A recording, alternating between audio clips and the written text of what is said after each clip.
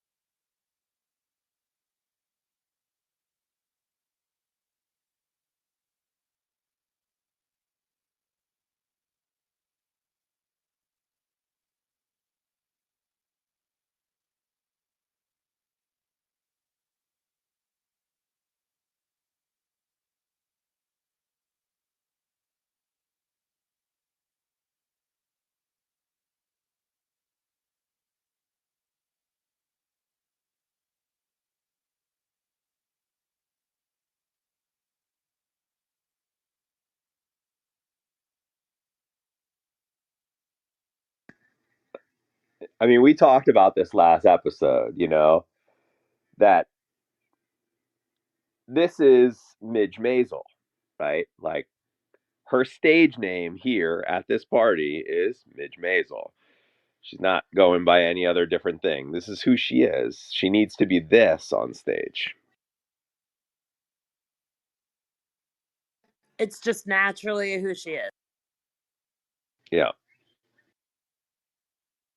Yeah, just like the more she like overthinks what she's supposed to be or what this career is supposed to be, and all of that, the more problems she's gonna face. And I would include her dream of being on the Copa as being part of all of that sort of overthinking what this is.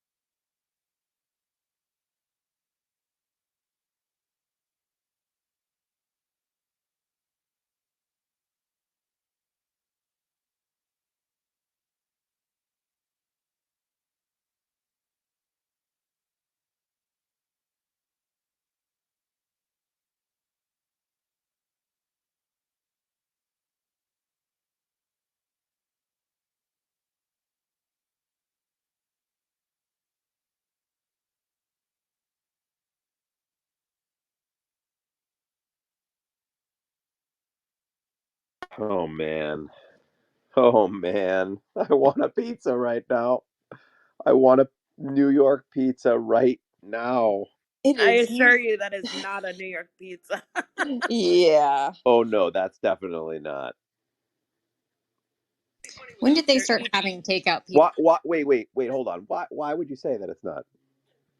First of all, it looks like cardboard. Secondly, they're all eating it flat and they're not folding it. It's just the most inauthentic thing I've ever seen on this. Oh my goodness. But it But was this like is in in New the but this is shot it in was New in the York. 50s. Why wouldn't they be doing that? I don't know. I It's don't know not anything about all craft shot in New pizza. Maybe York, though. Maybe maybe they didn't pizza fold was it. worse in the 50s. Yeah, Well, maybe they I didn't feel like fold it in the my dad living in Ohio, we didn't have pizza, even though we had a huge Italian community in our area. Pizza was not a thing until like he was a teenager, and he was born in 1940. So I feel like this was, I don't know, was takeout pizza a thing I mean, in the 50s? would it be weird, totally weird, for somebody to wake up in the morning, walk into a pizza place, and grab a slice of pizza? No, people do it all the time. Yeah, I would be one of those people.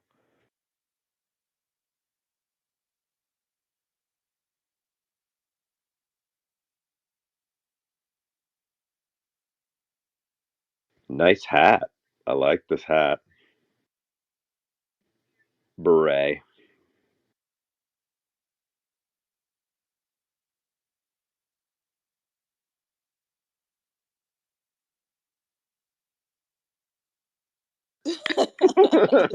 Susie.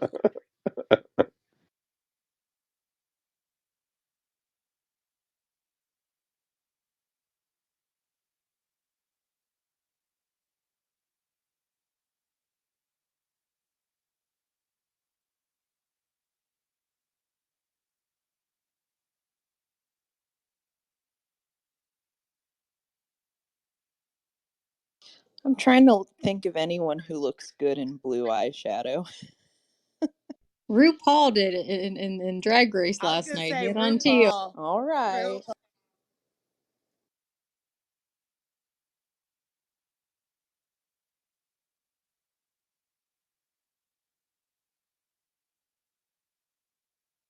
She does have some rouge on. She looks a little bit more feminine at the department store.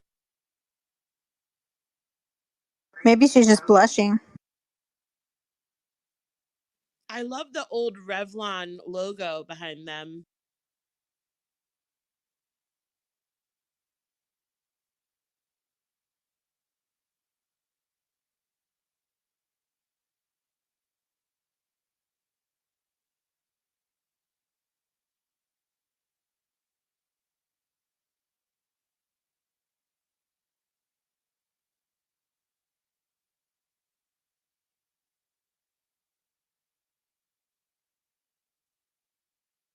She's gonna basically like she's gonna basically be the party circuit. I was just gonna say that.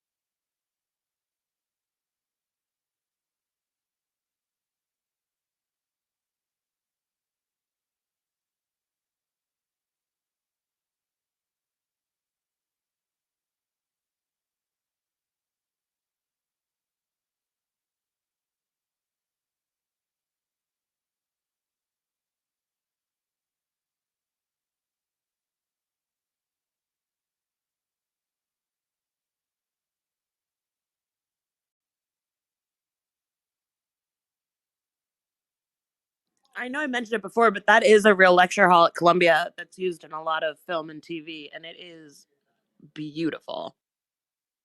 It sure is.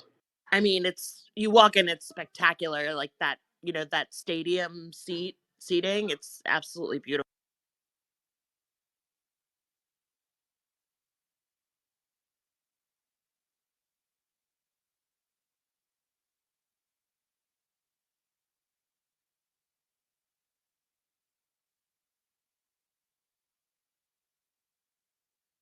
I don't know why, but I didn't pick up on him like, playing it cool. I totally didn't see that. That's very Abe, though. Yeah, that's why, because he's such a like doesn't really he's not really into things that like I just didn't think that he was into this.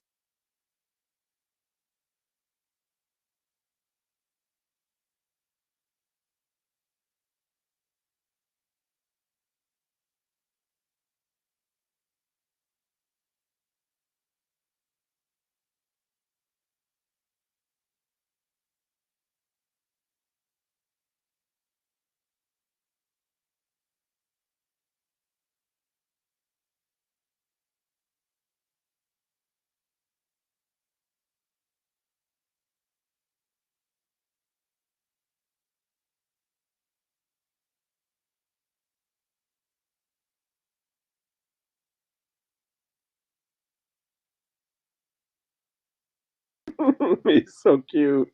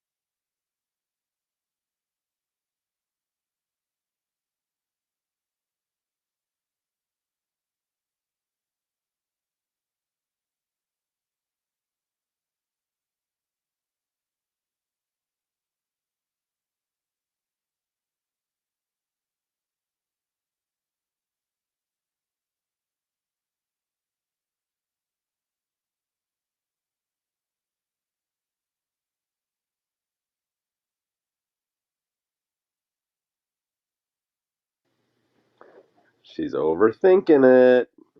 She's overthinking it.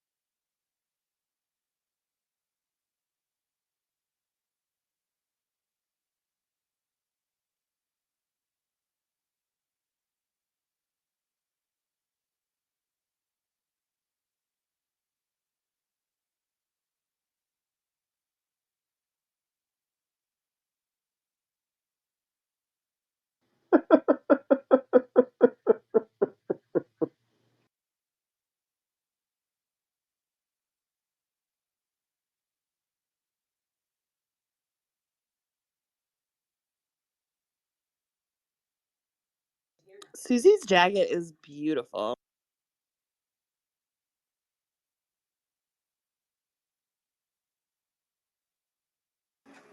That whole outfit Midge is wearing, I'm in love with. I love that skirt.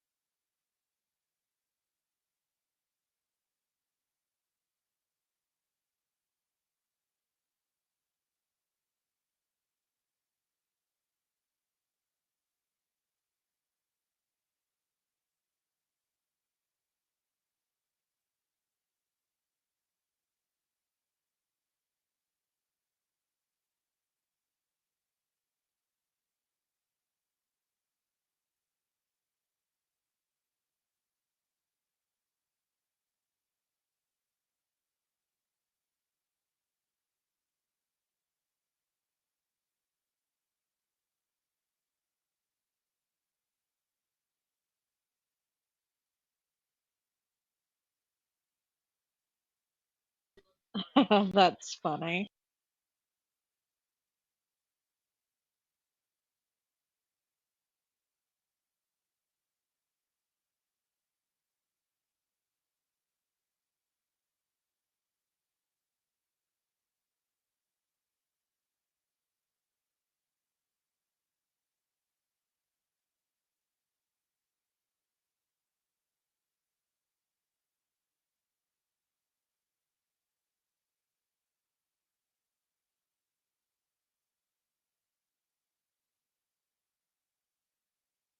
Hanukkah starts tomorrow.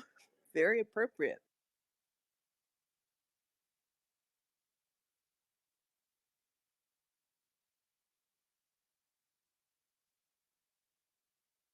So does that mean you're going to get some socks tomorrow? Oh, definitely. Socks. I love socks. Give me all the socks. I You know am what to get John for with Christmas? Susie. I'm with Susie here on how she enjoys parties. Oh yeah, I'm there too.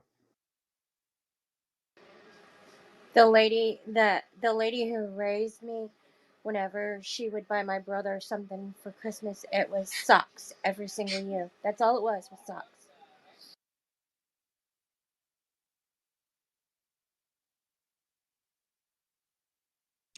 I bought my husband socks last year that had little faces of our baby on it. They were pretty cute.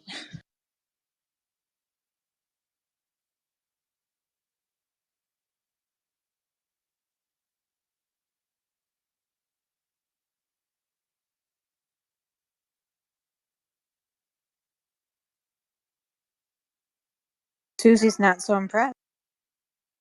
No.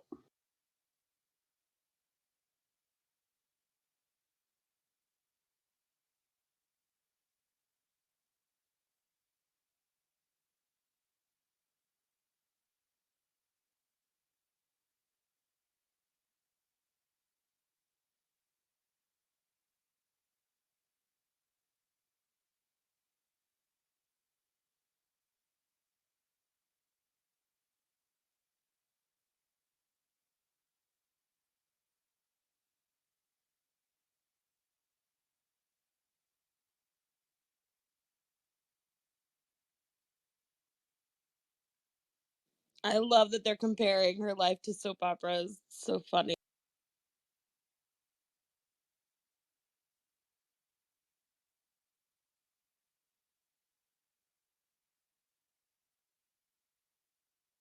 These hats. I mean, oh my. I'm Oh my good or oh my bad? oh Because my I love them. good. I mean, they're absolutely freaking gorgeous. I love them.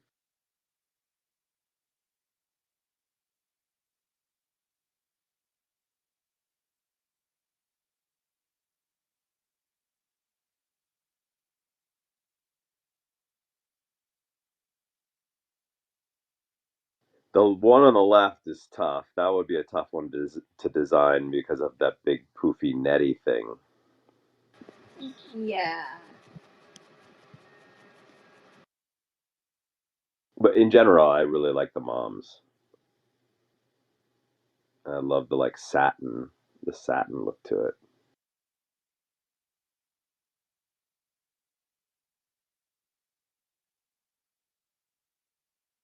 So far, all the designs that I've done have been felt.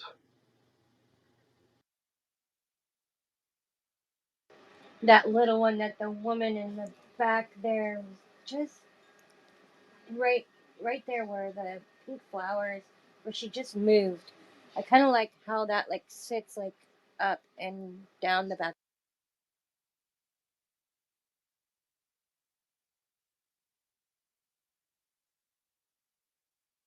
kind of like a beanie, but a fancy hat. We've seen this outfit before. Yeah, I was thinking the same thing. That's something that I really like is that we're actually seeing a repeat of outfits in like a relatively realistic cadence, and And I like that because that feels more realistic. We feel like we're actually in a real person's wardrobe rather than on a lot of television.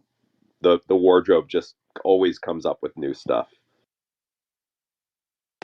Well, isn't that something that Amy does anyways, where she, well, I mean, like she did with Gilmore Girls? You've seen a lot of the same stuff used.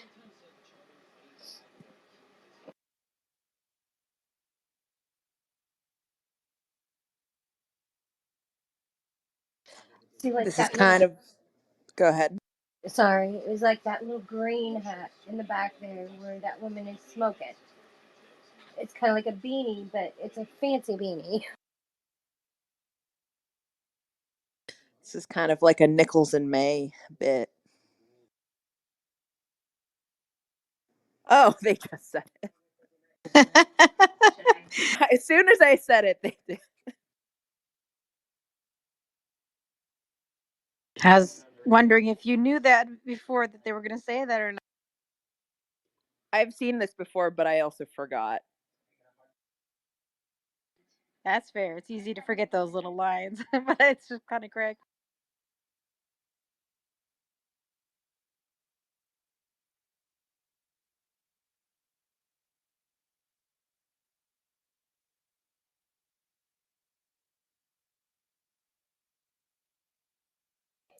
That actress, I've seen her before, the waitress. I just can't place her.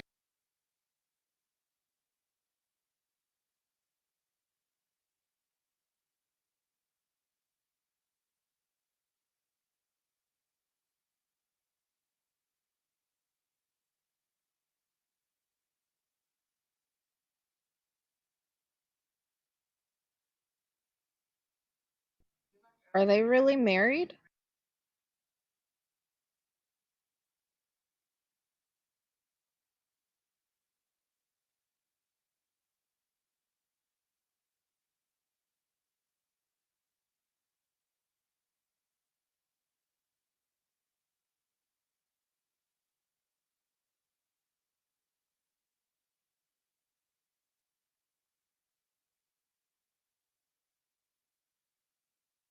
And it's also interesting that you can hear Midge's voice in the phone even when they're shooting at Susie.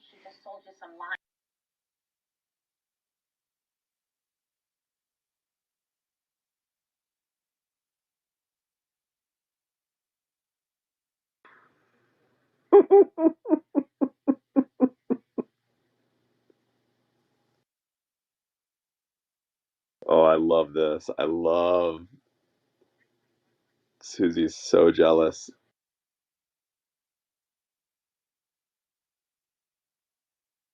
But also, isn't it highly unprofessional to meet with another agent when you have someone? Yes, but I mean, yeah, I guess. No, I mean, no, not yes, I guess, but I mean, her and Susie are like, I kind of have this sense that they're still kind of repairing what went bad before, and there is like a little window that you'd have to like kind of decide whether or not that's something that you want to continue. Oh, People fire Yeah. their agents all the time, and they do it like kind of in tandem or close to a meeting with somebody else. oh my God! It's what's her name from Succession. Yep. I Oh never. I yeah. didn't. I Actually, didn't I knew this remember that she because was in that. I knew that because Babsy was watching the show while we were watching Succession for the first time, and I walked in and was like, "Hey, that's the girl from Succession."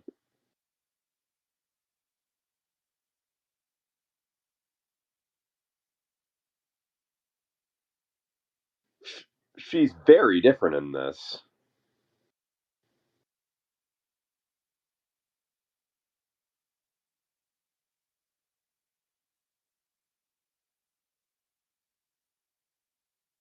By the way, Succession. Just saying. I just started watching that not too long ago. We're on episode 5. You're watching the first season? Yep, we just started watching it. Oh my goodness, I'm so jealous of you. I wish that I could go back and watch it again, not know anything.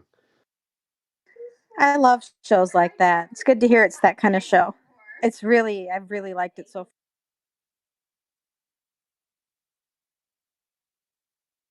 far. I mean, this actress is really great and just so different than on Succession. Well, and she's really out of place because she's not Jewish, so she's getting it all kind of wrong. Yeah, totally.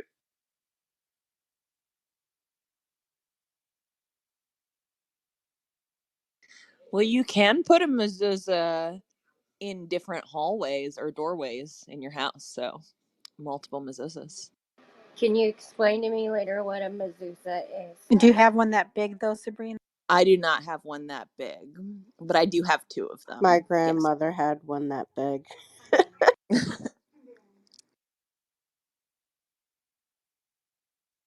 A mezuzah is pretty much saying that God is watching over that house and that room, and it is pure now. Well, that's kind of nice. Yeah, you put it in the doorway, like you can put it in front of your front door, you can put them in doorways within your home. And Yeah, some some people religious house. kiss them as they're passing through. Yeah, some households put it through every doorway in their home, so they kiss it on their, they touch it and kiss it every time they walk in and out of a room. Does it have to just be a Jewish thing? It Yeah. also has the parts of the Torah scroll in it, which makes it really have value in it. It's not just a piece of artwork; it has portions of the Torah. I'm Someone shocked that they had a real personal conversation about fertility. Per kissing, it's like you touch your fingers to it and then you kiss your fingers. Wait, say that again, Diana? Had a giant conversation about Yeah, fertility, I know. I which noticed that is too, and I was thinking about that so as well. I was like, interesting. wow, that's kind of an interesting thing. Like, I didn't realize that conversations like that were had back then. I'm not sure they were. That's why I'm kind of curious about it.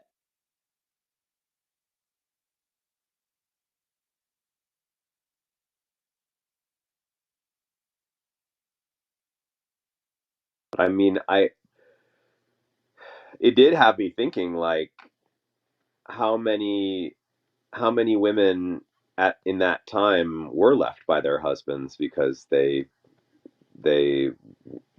couldn't have kids. I wonder if that was a thing. I'm sure it had to have been.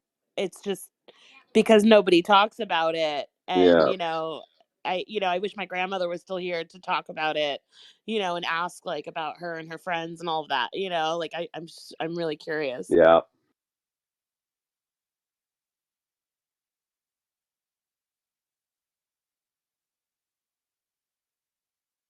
Whoa, you, boo.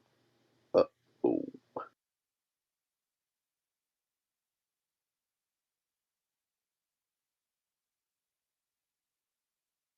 And they're getting such good mileage out of this, out of just the Joel factor of it all.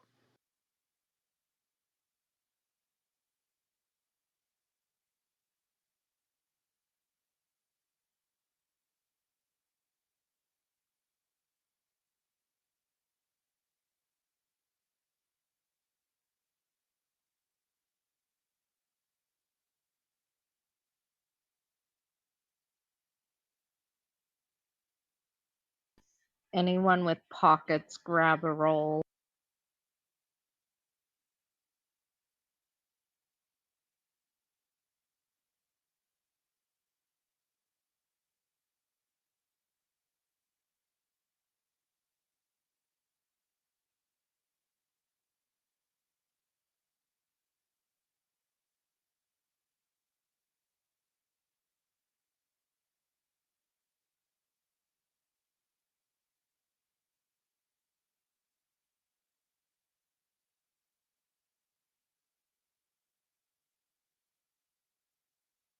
The hand holding. No, it's the no ring on her finger. Yeah, but he grabbed her hand. He wanted some That's true. affection Yeah. and love, I and was going to No, say that, he you know, noticed the ring because he was hand holding.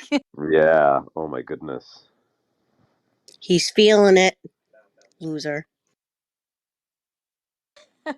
Why Well, why does he expect her to be wearing her ring? That's crazy. I know. That's totally true. because it's 1958 and he It's still doesn't totally true, but in the have it. context of He's 1958, moved in with it another makes woman.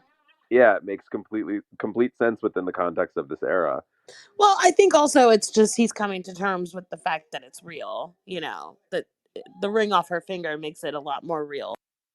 I think it's weird how my kitchen looks a lot like this kitchen.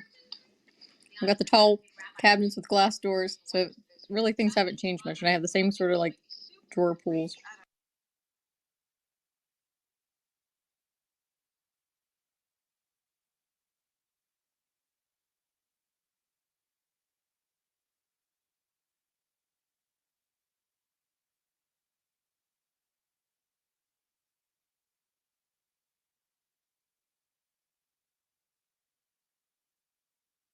Look at that stand mixer on the counter.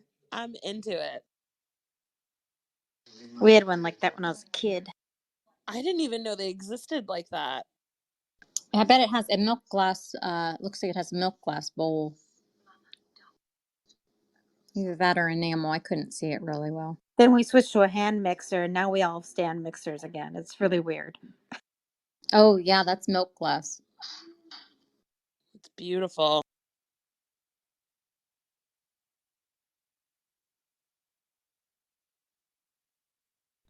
I use both hand mixer, just depending on what it is, and an emulsion. I use an emulsion mixer, my same one that I've had for 20+ years. Is this really the first time that we've spent time with her brother? Yeah. Yes. Yes.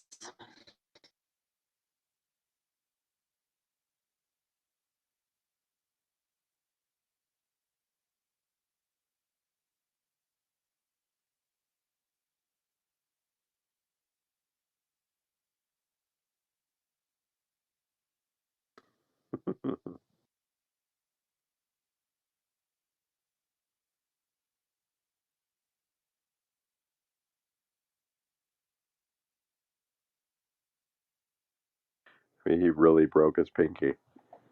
At first, I thought it was kind of just it was just a little joke hyperbole, but now that he broke it,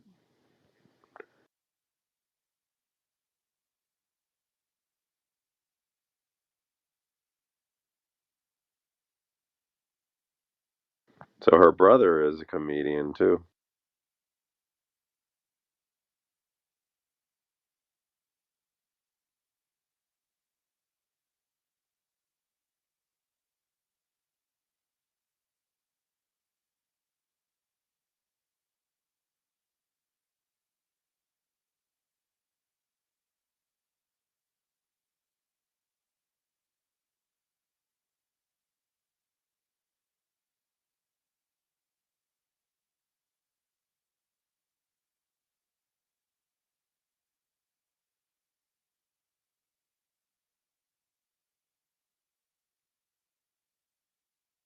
I like this guy.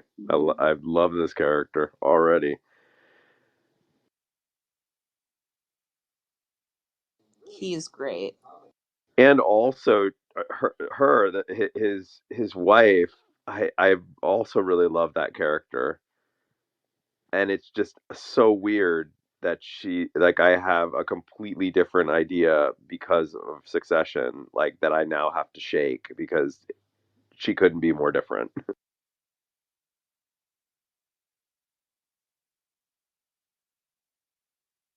Penny Pan.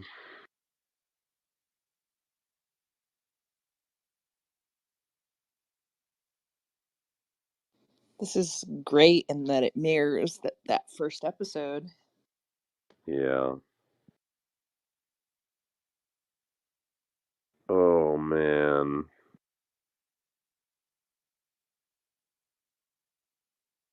No one ever has to go back to the office at night for a while. Right. I mean, I feel bad for her. Yeah, Joel is garbage.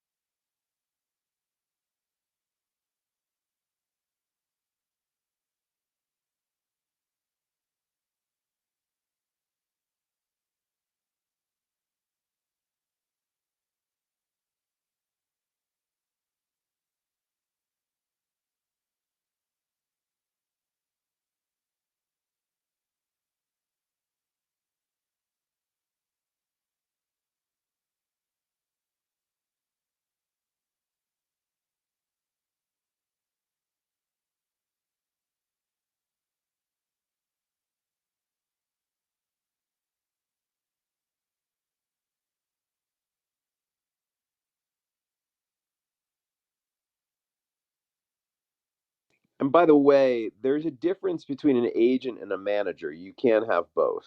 True. And she is a manager.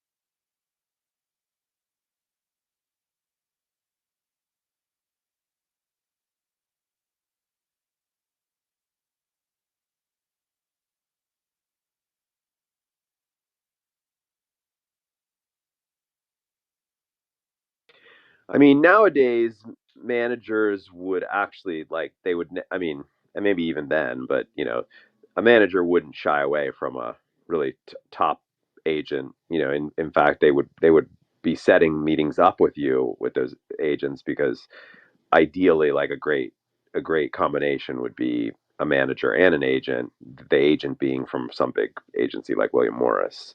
Right. Um, but it seems like at this time that the role of the manager hadn't really evolved, and it was most the manager was mostly just like it seems like just an agent that was more like a free agent than worked at an agency. Yeah, and in um this context, it seems like, Susie is responsible for her bookings. So if they put that on an agent, she'd be obsolete. yeah,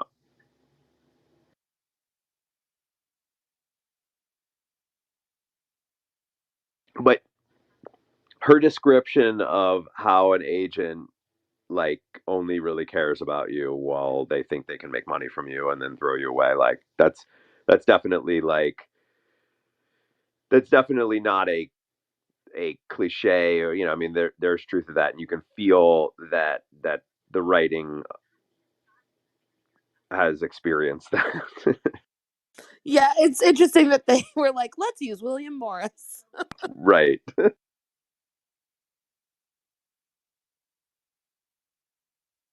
Well, it's also of the big agencies, it's the one that's that old. Yeah, also.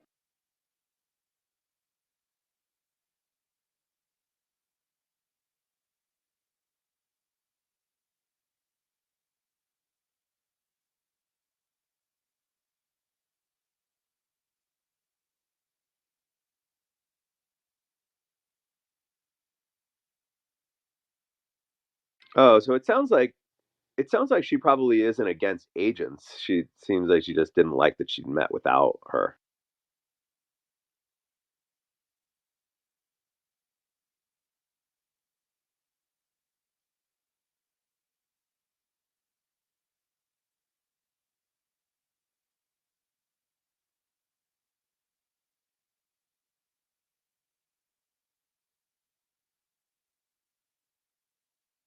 Oh my goodness.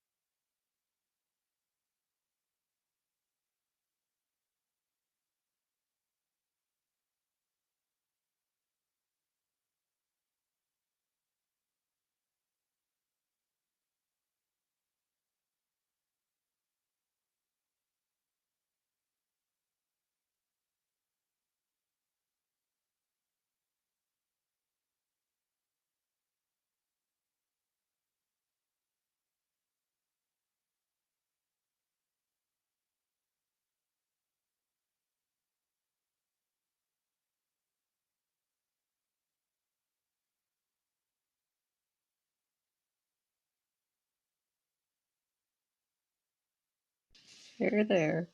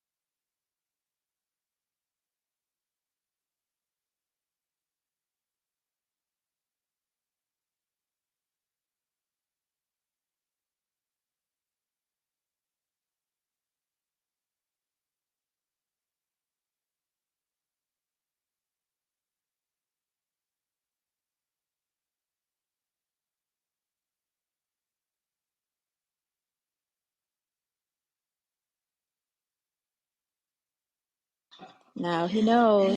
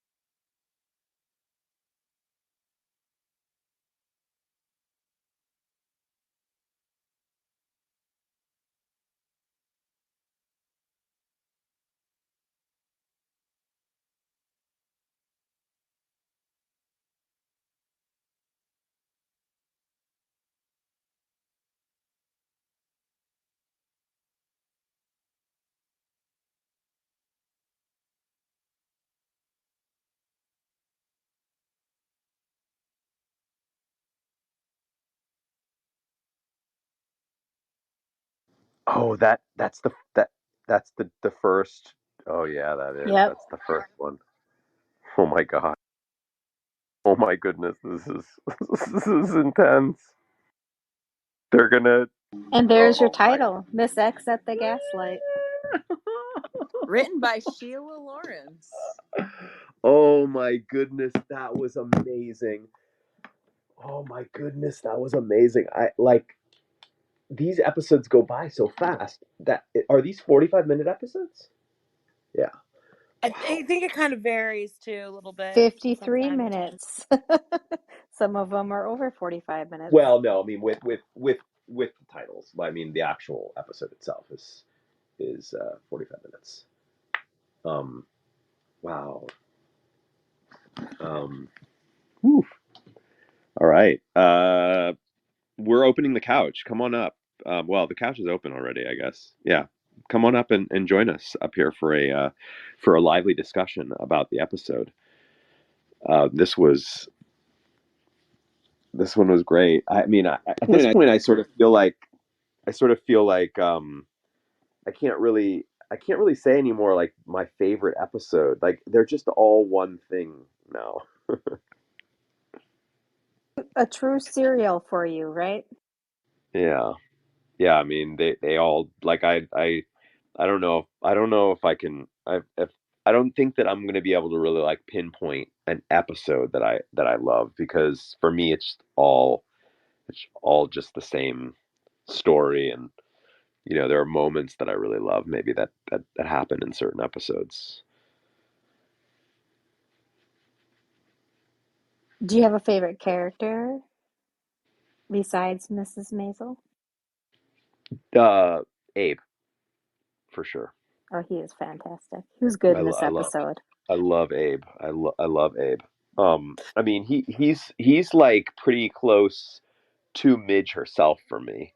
Um,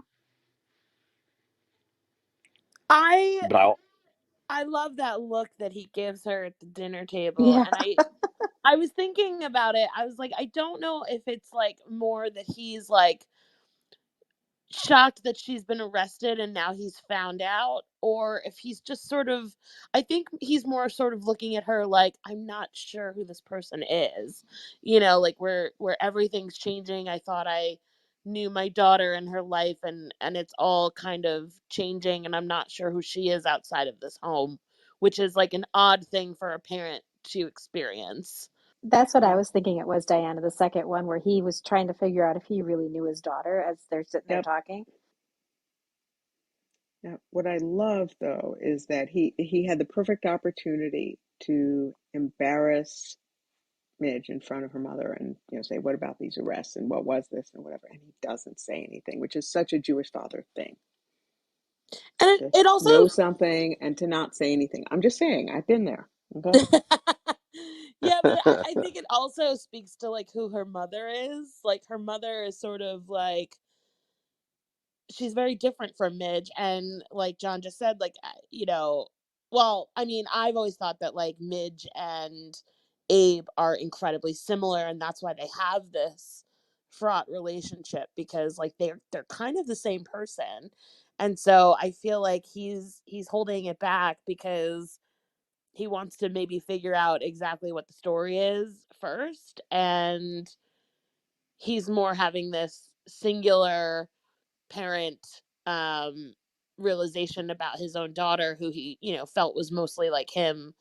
And that seems like, of course, he wouldn't bring it up to her mother, like, or in front of her, because it's sort of more of a, it's more of like his own realization that the person he created is not the person he thought that she was. And I don't know, I've definitely like noticed my parents having that same kind of realization, independent of one another. Like it's not about them, it's about like the single parent, like of, oh wow, I thought my kid was this, and I'm not sure I want to share that yet. Yeah, I definitely interpreted it more that he was that he was not ready to confront her about it, because he needs to he needs to process it a little bit more.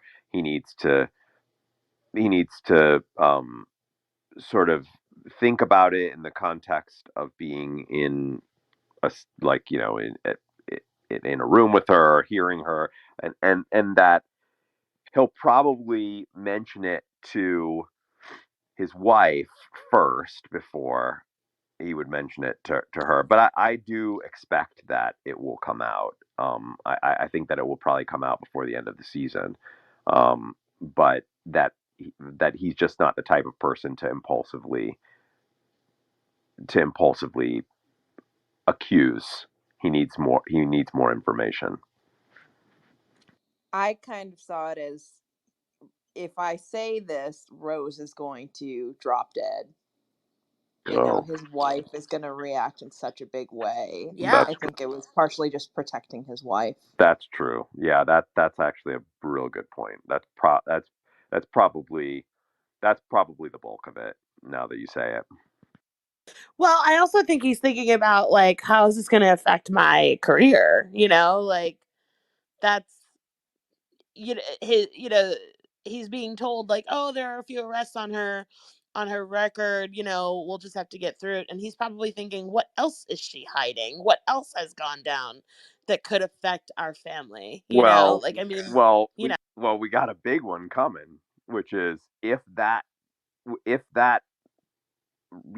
little record that they're distributing, or they're creating, and it seems like they're going to be distributing it under, like, in their kind of underground comedy bootleg circuit.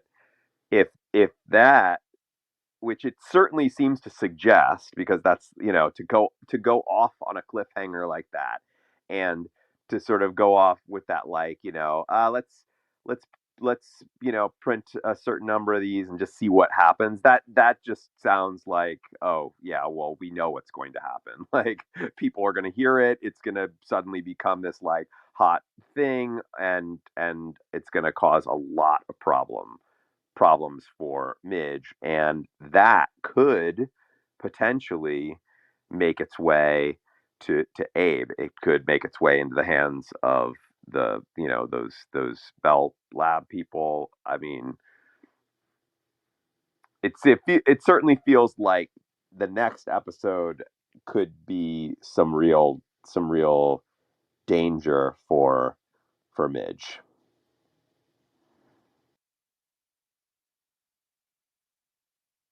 So do you feel like this was a win for her? Like you were thinking in the beginning of the episode? I actually would define this episode a little bit more as like a win. I don't know if I'd say a win, but like it's definitely like, on the up in terms of the back and forth reversal. Last episode was just terrible for her. And in this episode, she's sort of making amends. Her and Susie are coming back together. She sort of found this place that this like she's sort of finding who she is, even if she's not like, even if that's not like really what she wants to be doing, is like these like, party acts. Like she is sort of she is kind of learning who she is a bit more there as a stand-up comic, and certainly in her element, whereas last episode she was completely out of her element. And that little end scene with her and Susie, I feel like that was a release of all of the buildup of the bad that had happened, up until then, but mostly that last episode. So this episode felt better. I mean, there was some downer moments. The moment with her and Joel was a little bit of a downer. But other than that, I think that it was pretty good. Loved the interaction with her and her brother. Just loved it. Hope that character is featured a bit more in the series. I don't feel like he will be, at least not early on. But I thought that was interesting that like they they have like they both have a quick wit. They both have this like comedians banter. Well, her parents are both kind of witty as well, I think. Yeah, but like not in like, but they're not like Abe's witty, but like he's in that kind of like he's not trying to be. That's just his personality. He gets annoyed and he says something, and like, whereas you really feel like Midge and her brother are like, they're kind of doing bits. Well, I think Abe, what we're seeing from Abe is that he's got great timing. He is a professor. He's got great stage presence and timing. And, that's something that I think they've both inherited. But I also think like because it's sort of a classic story in that the parents and the children are growing up in two wildly different eras, Oh whereas yeah, there's a pre-war and a post-war thing going on here, where maybe like the culture at the top of the time, the pop culture of the time, are sort of serving Midge and her brother's wit in a different way, because they don't have as much to worry about as maybe their parents did. This is 1958, so they were children during the war, and that does kind of impact you in a certain way where you're not really dealing with it. And then, you sort of grow up in a little bit of a lighter time because it's over by the time you're a teenager or an adult. And so you've kind of got away unscathed from it in a way if you're just sort of absorbing it around you. So I kind of feel like this is the time where the popular culture at the time, and actually like the 50s is, it's the first time in American history where there's like a teenage culture. There's like a pop culture going on. So I feel like yeah, that's Midge true. and Midge and her brother and all of their friends like seem very much of that time, that kind of little bit of a Happy Days esque, like they're actually involved in popular culture because teenagers in the 50s were, in a way that they had never been before. Yeah, totally. Totally.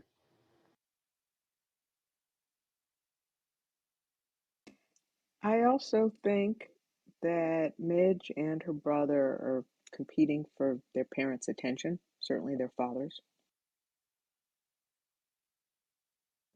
Yeah, and her brother says all that stuff about Joel being kind of like rock solid, and I feel like there's definitely like a masculinity issue there where he's just like, wow, like, okay, he was really strong and I'm not as strong. I broke my pinky on his shoulder, like that type Well, of.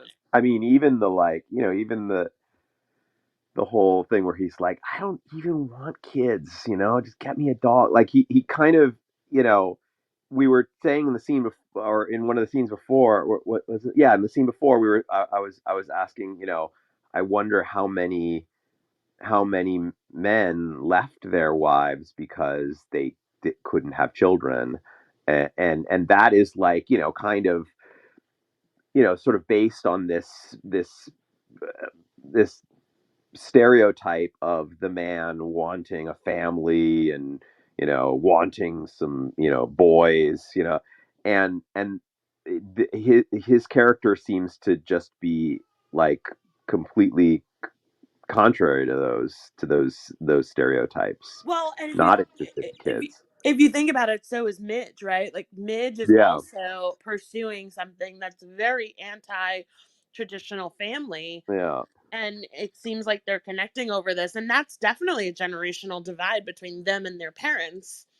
But And what I mean, aside from what you're describing, which is just like a different era, all these new things, are there any clues from Abe and Rose that, that sort of suggest that they would have two children that would be so, like, sort of anti the traditional roles of their gender, at this time? I'm trying to think, because no, Abe does come across as quite conservative when it comes to, like, a lot of that stuff. that's what I'm saying. Like I think Abe's look at her at the end is like he's sort of reckoning with the idea that, oh, like everything that I prepared for my children is kind of not what's going to be happening. They're pursuing different paths, and I think yeah, like they're sort of they're going to be surprised by the fact that both of their children are not going to do,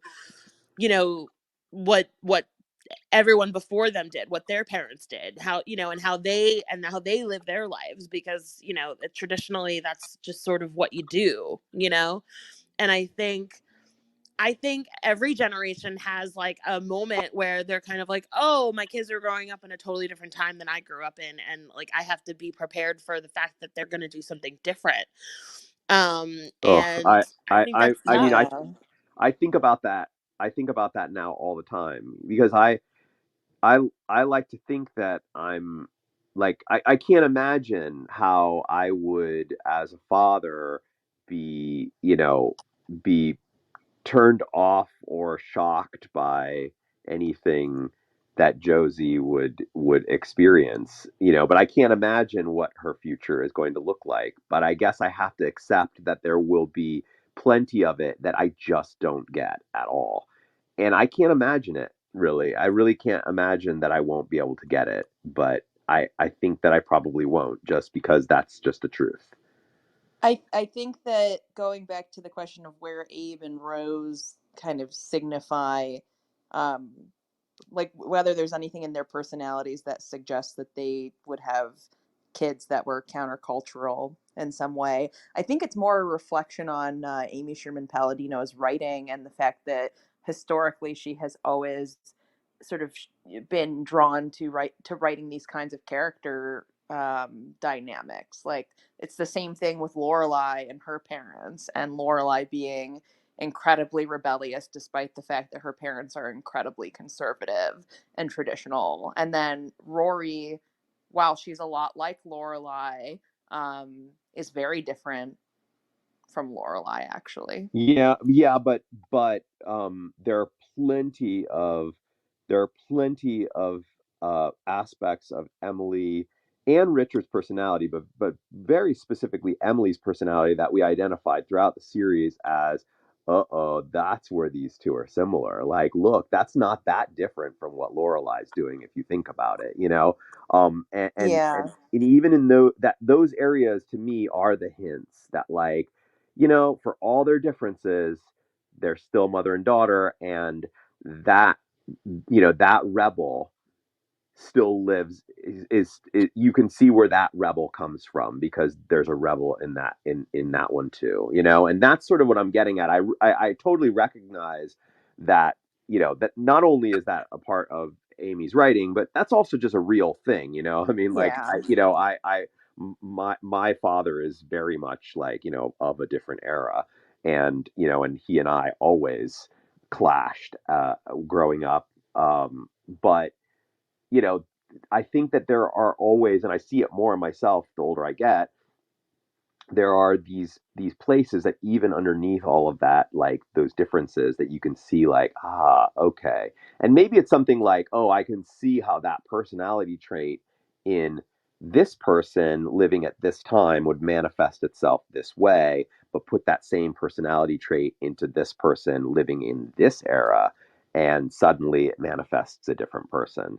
And I'm just trying to find what's that thing about it. And it might be as simple as, like, you know, the fact that, you know, Abe does have that wit and does have that timing, you know, but doesn't really think about it in the same way that Midge and her brother do. And maybe, like, growing up in this sort of pop culture era, they've like, I mean, I don't know. I don't know, but I'm going to be certainly I'm going to be watching for it. That's for sure. I'm going to be looking for it in the same way that I started really looking for it during Gilmore Girls with Emily. I was like, at a certain point, I was actively trying to find where where are the similarities between these two women, even though they, like, on the surface seem so different, and are kind of constantly criticizing each other for being so different. Like, where are they similar? And I feel like we found lots of them, and I would love to find more of them for both Rose and Abe. But I think that in this one, just as it was more interesting to find the dynamic between Lorelai and Emily, I feel like here it's more interesting to find the dynamic between Abe and Midge. Maybe that's mostly because they've made the Abe character out to be a little bit bigger at this point than Rose. I think you're gonna have to wait and see for some of this, but I think I will also say that so far, we think about Midge growing up in the 1940s and 50s, or during like this, you know, teen culture, or the counterculture. Um, I don't know what her childhood was like necessarily, but I always think of Abe as, I think of the general generational difference being that life was actually a lot easier in the post-war era. The economy was booming, and it seemed like Midge and her brother had a lot of things sort of laid out for them, even if Abe and Rose came from theoretically like well-to-do backgrounds, which we don't necessarily know. They did, they were young at a time that was very difficult, for Jewish people. And I can't remember how old they would have been during the Holocaust, but even just living in the United States, at that time, it was very difficult. And they at least, I think, grew up during the Great Depression. So they probably have a lot of like fear. And I see a lot of like, Abe is very like a very paranoid person in the way that someone who grew up during that era would be. Yeah, And I to would me, guess that's kind of what I see.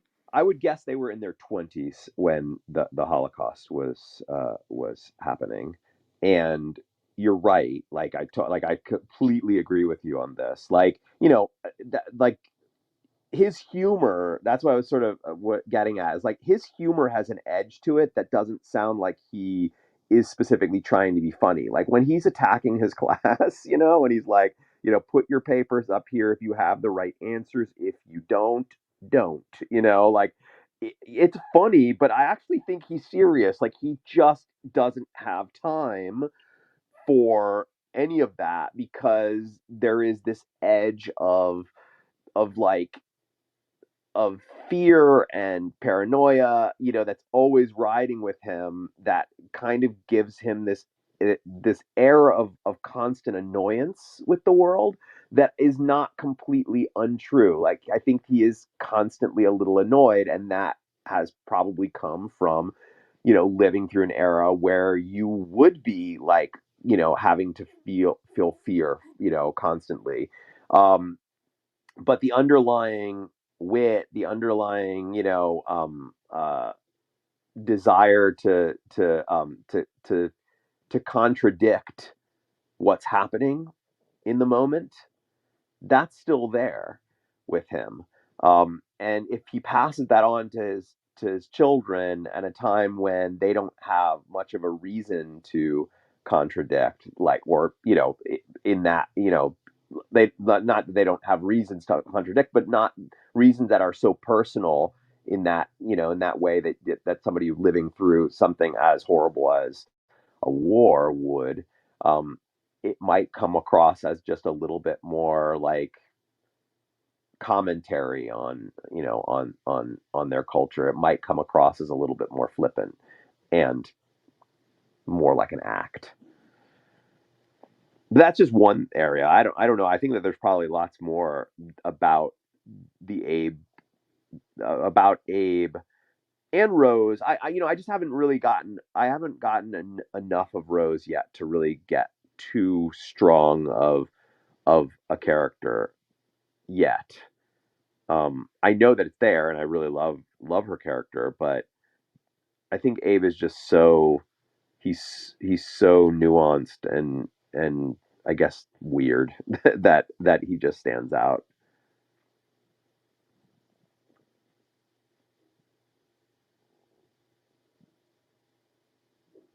Their dynamic is great though, like Rose and Abe.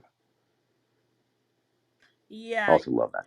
I love yeah, that name Abe. By the way, I also love that name Abe. it's so good. It's such a good name. It's such a He's good name. he's the patriarch. He's Abraham. Yeah, yeah.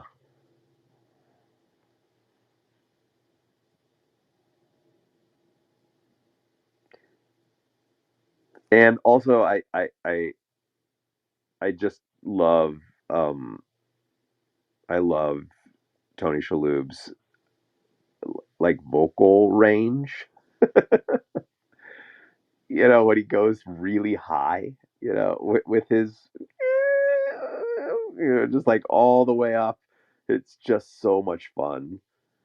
When he's talking about the Bell Labs, he's like, why doesn't anybody want to? It almost sounds like he's like a kid.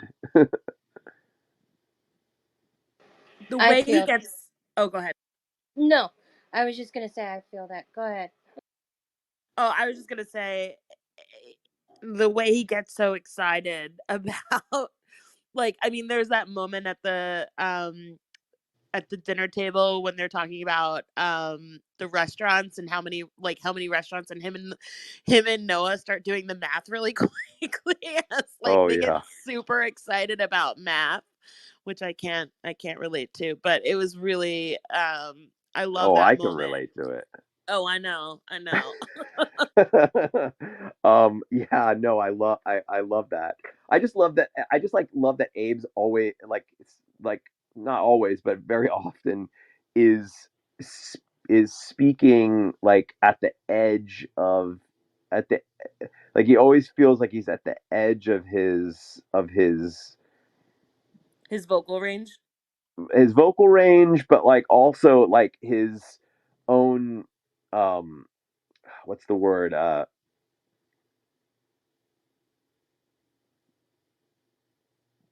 I guess his own like threshold of Cadence. annoyance.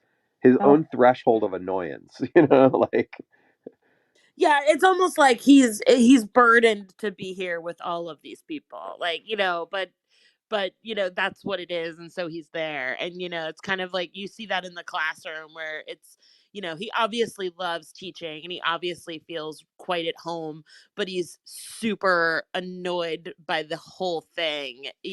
Like that is his character, is I'm here, but I'm annoyed with every single one of you and you're all wrong probably. And it's like a whole thing, but But that there's it nowhere might he'd not even be. rather be. It might not even be the threshold of his annoyance. It might just be the threshold of his emotional state. Because even when he's like excited, he seems like he's on the edge. Like when he walks in and he's explaining about Bell Labs, and he's like, talking about this television's, but he's just really always seems to be on the edge of his emotional state. And at the table, I mean, like he's sitting there at the table, you can see he's like, he's almost vibrating, that like that's how much he's trying to contain himself from speaking, and he just just little smile there at the end.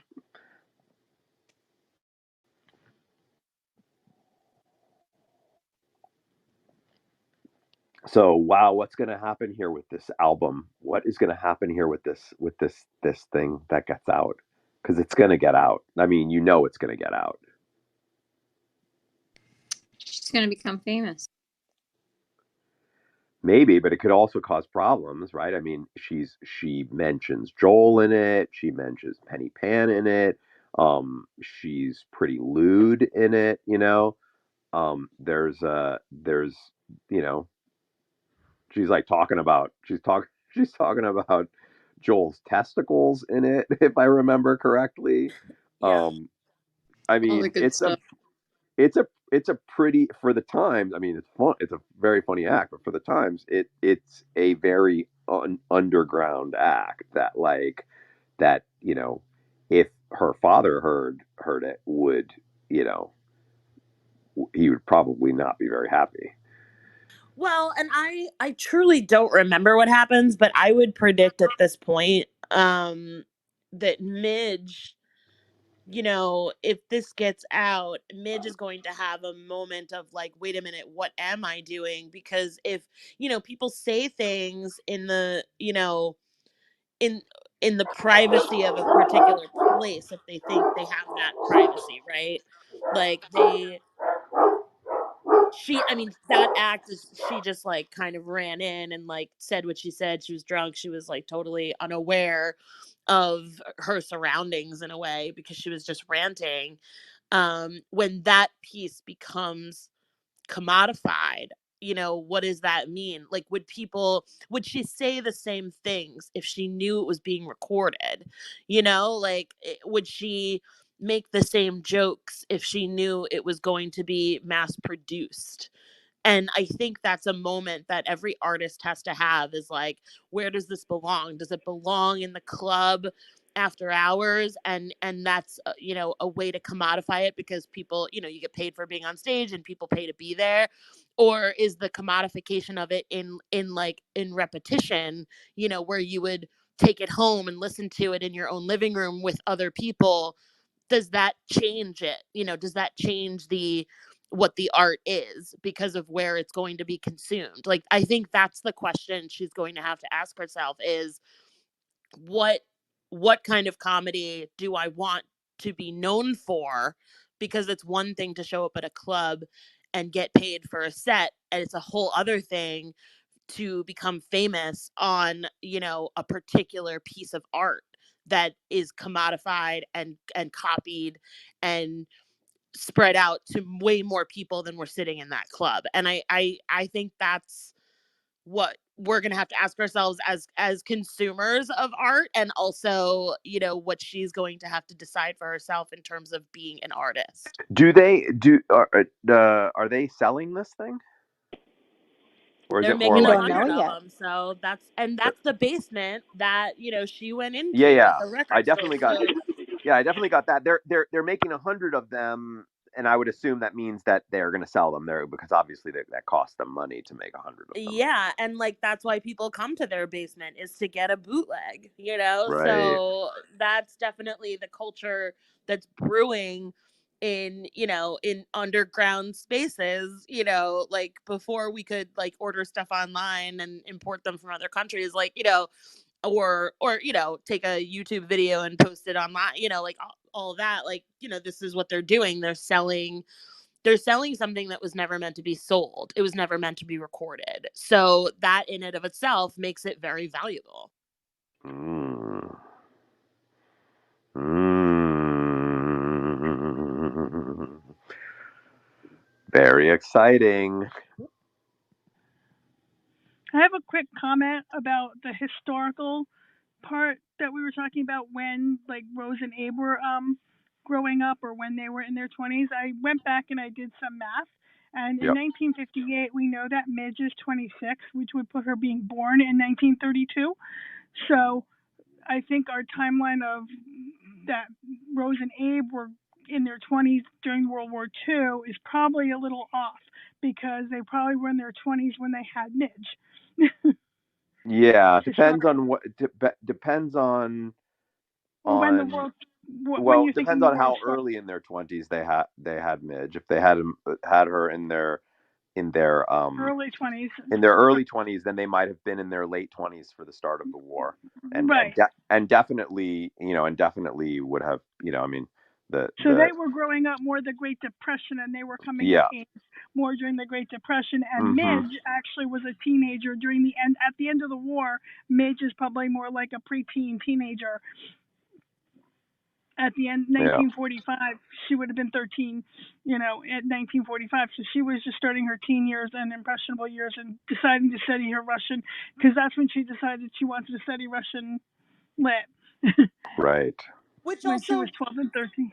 which also begs the So, question, like, did Abe go to war? You know, like that's the other question. Ooh. right, Well, and did he would have been a little old, I think, he might have to been denied between health or eyesight or whatever. Um, he might have been old, or if he already had Midge at that point, he might have been also, oh, you have a child, you're not going, because at some points they did, you know, if you were already married and had a family, they didn't go to war if you didn't want to. right. Um, Yeah, that I would imagine that he was too old to they go to war. deferred. I'm sorry, the Yeah, deferred thing. deferred. Yeah, But or yeah. yeah, so that's why I was like trying to fit. So I was trying to do the math to figure out when Midge was really growing up, and so and it's just like when she was forming her stuff, and so she was really a teenager in the late 40s, early 50s, Would would and would he have would he have even been would he have even been drafted? If he was in his like if he was like 28, would he have been drafted? I don't know. I don't know what the I age think at that. so. I think so. Really? Huh. I'm trying to remember when my grandfather, like how old my grandfather was, and he was a father, and he was definitely drafted. But not about a Well, father. I I'm mean, talking about the age. Yeah, I mean, my yeah. I, grandpa my I, grandfather was also drafted. Was also drafted, but he would have been like, like 19 or 18 or so. Um, yeah, maybe. I mean, I think my grandfather was like definitely his early 20s, like maybe 22 or 23. yeah, that well, seems that seems like in the range. And maybe there's like a wave of like, we go for. I mean, unless like I sort of feel like unless you've got like a military career at that point, that late 20s and early 30s would be kind of a little late to bring in like a new the recruit type. troops. I don't know. With But Abe's background in math, could they have used him in some other way? oh yeah, they could have Yeah, used him as like a code breaker, no question that like that would have been something that yeah. he might have been called on, specifically called on, to do that. Oh my goodness, like now I'm super curious to Well, know if that's what happened. But I will also say that this new timeline that you're presenting Right. also has, I mean, growing up during the Great Depression, that's going to also that's going to probably also put a little edge to you as well. You Right. know, trying to raise two children, during that era, I'm sure wasn't easy. Right. And the other thing is that if they were Jewish immigrants, they might have been either they could have both been not even born in the United States, which is a whole other, I don't know when they're, you know, the 19, a lot of Jewish people came over to America in the either early teens or in right after World War One. So they were coming over. They weren't coming over during World War Two. They were some of them came over before World War One. So they're either very early Americans or very or not even they became naturalized citizens, or they might not even have been citizens at that point too. I feel like their location on the Upper West Side suggests that they were there for a while. They might have been there for, their families might have been there for a while. That's what I'm thinking as well. But very early, they might have, they're probably first generation American. Yeah, that's what I was thinking too. Now, can I point out one little thing that I thought that the show gets absolutely right about the first generation American or Please immigrants, do. etc. Yes. All the scenes, the restaurant scenes, and all the eating in the dining room scenes, they all eat like Europeans.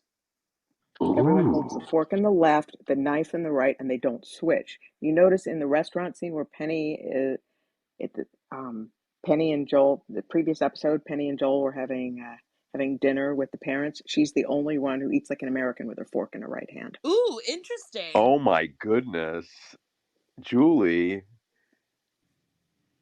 I say that bringing I us the say that nuance. well, I say that because my mother was a German immigrant, and my brother and two of us are left-handed, two of us are right-handed, but we all eat like Europeans because that's what we learned.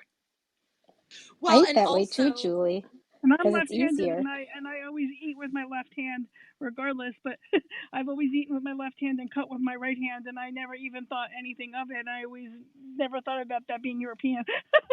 well, but There's It's a That's the also, easier variety. all. way. You There's don't a have to switch But variety of back and like. forth. But yeah, my There's a whole variety well, of family it was like. is. left-handed. Yeah, I never switched back and forth ever, and my whole family was left-handed too. But Yeah, me too. I'm not left-handed, Nancy, but I do that as well. Just because you don't have to keep switching your fork.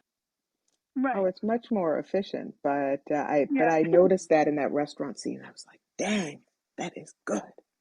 There's a That's yeah. good variety detail.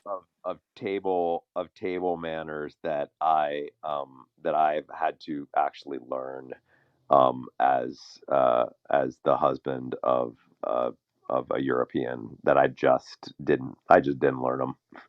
Just all kinds of stuff like where you place your fork and knife on the plate in order to let people know that they need to take it away versus like just just what hand you hold things in, all of that. Like, I just didn't grow up learning any of that stuff. And so now I have to learn it. I have to learn it because we're teaching that to our daughter, but I don't know it, so I have to learn it. And Well, have and you also, learned? oh, go ahead. I was just gonna say, have you learned not to switch hands now? Do you eat the European style way? I mean, I know about it. I mean, I have to admit, like, on none of them does it come natural to me. So I often find myself like, oh shoot, I gotta do it like that. And when I'm visiting Germany, eating at a table with other people, I absolutely feel like the weirdo all the time. Or I'll do something and like I'll just get a look, from Babsy, and I'll be like, ah, sorry, and I'll, move my fork or knife in the right position or whatnot. I think I would pay to see that reality show. But I was just thinking, like, it also suggests something about Penny's family history and her age, because if she's much younger and maybe from not, I don't, we don't know where she's from. Like, we don't know where her family is from. We don't know how long her family might have been in this country. We also don't know how long she's, like we don't know anything about her, but it suggests that maybe she's more, for lack of a better word, like Americanized, because she's younger. She's part of a different, like a slightly different generation. And so that also might play into it where, Midge and Joel's families have like, it seems that Midge and Joel have a sense of tradition that has been passed down to them, which we see with the girls at the department store. Like there isn't that sense of tradition with them as much. So I feel like Penny is about the same age as the girls at the department store. And it just might be a sign of things changing a bit. Well, they also have their own apartment. Like Midge was saying, she went from her parents to Joel's, and Joel probably did the same thing. And they have traditional dinners, sit down dinners together, where these other girls, they live on their own and they're Yeah, they like don't have found China. families and stuff. Yeah, they don't do the traditional formal dinners like Midge and Joel would. Exactly. I mean, they still dress for dinner, it looked like. Midge's family. So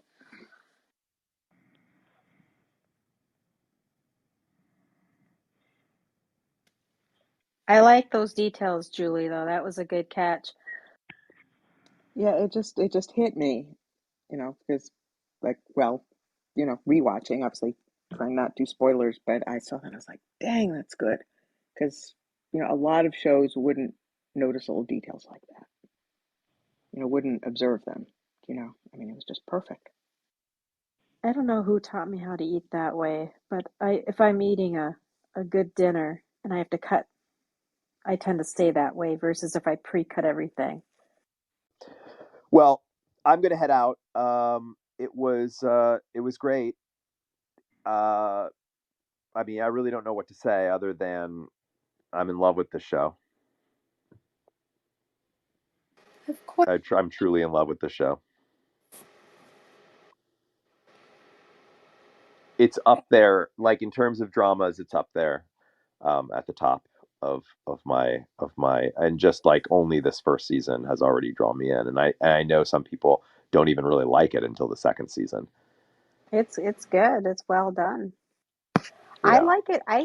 I'll still stand by the fact that I overall, and I know this is not the common thought on this. Overall, I like it more than Gilmore Girls, and I really like Gilmore Girls. So, I mean, it's more Actually, my style. that I think it is makes you think more. common because I've heard several people say that they prefer Maisel over Gilmore Girls. Well, I Um, Yeah, and I watched Gilmore Girls for years before Maisel came around, but I really enjoyed this. I just don't like know. I just don't know if this show is really conducive to rewatching. It's you have to sort of rewatch it from the beginning because it's so serialized that that whereas like Gilmore Girls is really so conducive to rewatching because you can really, at least in those early seasons, just pop an episode in and just enjoy it for its sort of self-contained story. Whereas this, you really do have to start from the beginning. It's not like you can just jump in anywhere and be like, oh, it's this episode, I really like this episode. Like they're all so connected. That's the only thing that like I think would make this one a harder show to like become sticky over a long period of time. There are a lot of shows, movies that like are like favorites of mine, but I really haven't watched them that much.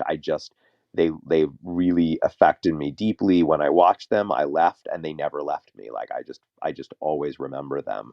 And so I feel like this is a show that's going to be that for me, where it's gonna leave. I'm gonna leave it and be like, that show is one of my favorite shows of all time. But I'm not necessarily gonna watch it again. Um, like Maisel, I find that you have to think a little bit more, and he makes you think about where they were in time. Well, because of historically, most of us have not been at that time. We did not live through that period of time, so we have to think a little bit more. The humor is a little bit more. You have to think about a little bit more. Gilmore, um, most of us have, we all know we've lived through that, or we were watching it while it was happening, so it was more at that time, so it wasn't as historical. Now when you watch it, you're like, oh wow, look at those phones, but but and you don't have to think even though the dialogue is fast and the dialogue is very witty and they throw a lot of pop culture in there, you catch a different thing every time you watch it with Gilmore. I think. Yeah, I think it's yeah, I agree with that. I think the non-serialized nature of, or non-heavy serialized nature of Gilmore Girls, make, in that old style of television, that was dominant at that time, is just I think is the main reason why people can rewatch it over and over again. It's the same like for like a show like X-Files or any of these like older, like lightly serialized but mostly just like episodic. And like um Friends and That About You and yeah, it's just like pop it in. It's like, oh, I love this episode. Like, I don't really need to know what the actual storyline is like across the entire series to enjoy this one small little episode. And that's powerful. And it's actually just rare. We don't really have a lot of that anymore.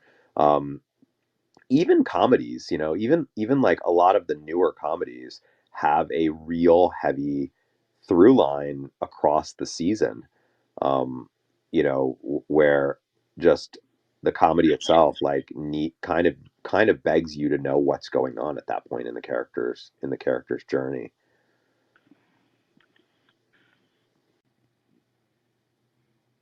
All right, everybody. Thank you. Thank you again. We'll see each other on the discords. Have a great rest Bye. of your day. You too. Bye.